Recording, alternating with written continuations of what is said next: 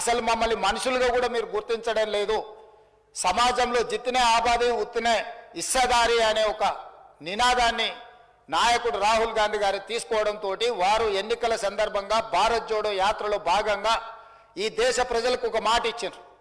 కేంద్ర ప్రభుత్వాన్ని డిమాండ్ చేసిండ్రు. వారు కేంద్ర ప్రభుత్వం జనాభా లెక్కలు సేకరించినప్పుడు కులాల ప్రాతిపదికన కూడా జనాభాను సేకరించాలి, తద్వారా ప్రభుత్వం కేటాయిస్తున్న నిధుల విషయంలో కావచ్చు, నియమిస్తున్న ఉద్యోగాల విషయంలో కావచ్చు, ఆర్థిక రాజకీయ ఉపాధి ఉద్యోగ అవకాశాలలో వాళ్లకు సరైన న్యాయం చేయాలి. కాబట్టి దీన్ని ప్రభుత్వము ముందుకు తీసుకువెళ్ళాలి, ప్రభుత్వం పాటించాలి అని డిమాండ్ చేశారు. కానీ కేంద్ర ప్రభుత్వం ముందుకు రాలేదు.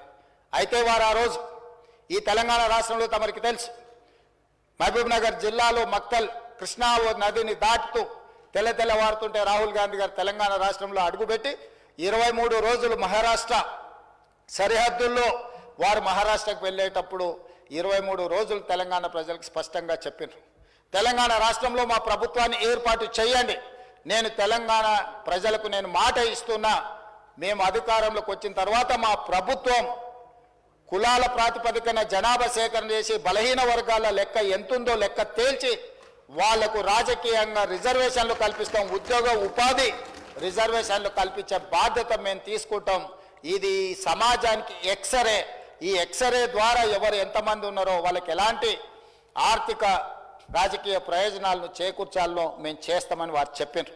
అందుకే డిసెంబర్ 7, 2023 నాడు మనం అధికారం చేపట్టి అధికారంలోకి వచ్చిన తర్వాత ఎంబడే ఫిబ్రవరి 4 నాడు 2024 నాడు మంత్రివర్గంలో ఆమోదం చేసి ఫిబ్రవరి 6, 2024 నాడు సహచర మంత్రివర్గ సభ్యులు పొన్నం ప్రభాకర్ గారు ఇదే సభలో తమరి అనుమతితో తీర్మానాన్ని ప్రవేశపెట్టినము.